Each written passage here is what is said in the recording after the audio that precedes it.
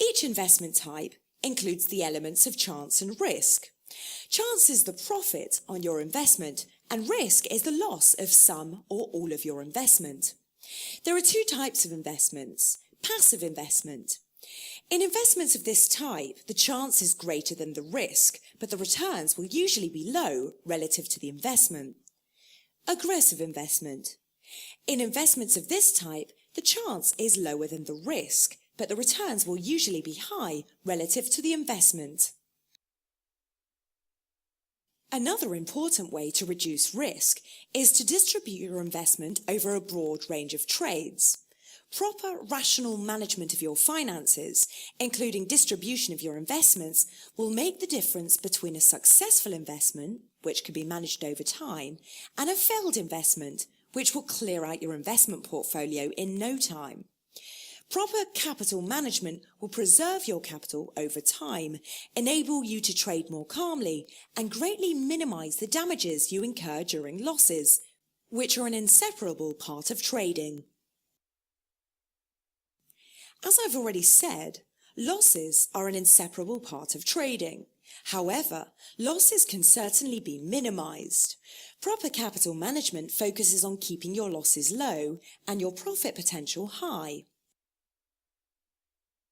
Statistics have shown that the maximum loss that an experienced trader can allow himself to lose in a single trade without harming his profit potential is 5% of the total capital. An investor who risks, say, 25% of his investment portfolio on a single trade is practically ensuring that he'll lose his entire investment portfolio after a short series of losing trades.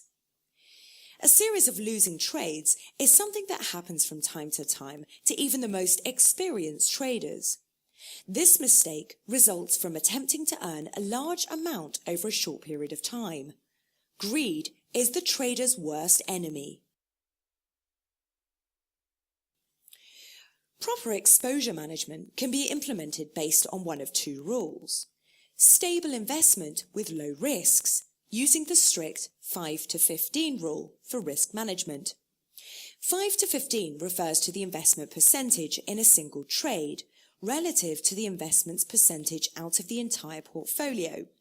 For example, if an investor has a $10,000 account, he can allow himself to risk up to 5%, meaning $500 on any single trade, and up to $1,500 of the entire portfolio. In other words, if the investor risks $500 on a single trade, he can concurrently open a maximum of 2 other trades at an additional risk of 10%. The total risk of all open positions must not exceed 15%.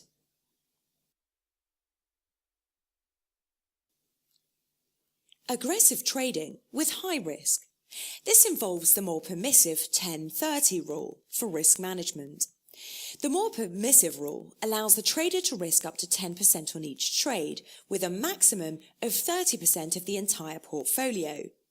This rule is intended for traders who prefer aggressive trades, or for traders with small accounts, in order to provide them a certain degree of maneuvering room. For example, if an investor has a $10,000 account, he can risk a maximum of $1,000 on any single trade and up to $3,000 of the entire portfolio. In other words, if the investor risks $1,000 on a single trade, he can open a maximum of 2 other trades concurrently for an additional risk of 20%, with the total risk of all trades being no more than 30%. In general, the permissive rule is considered to be the highest level recommended for risk management.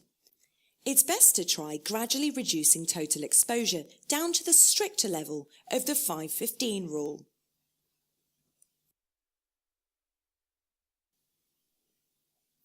In this lesson, we've covered the principles of capital management and how it helps in trading.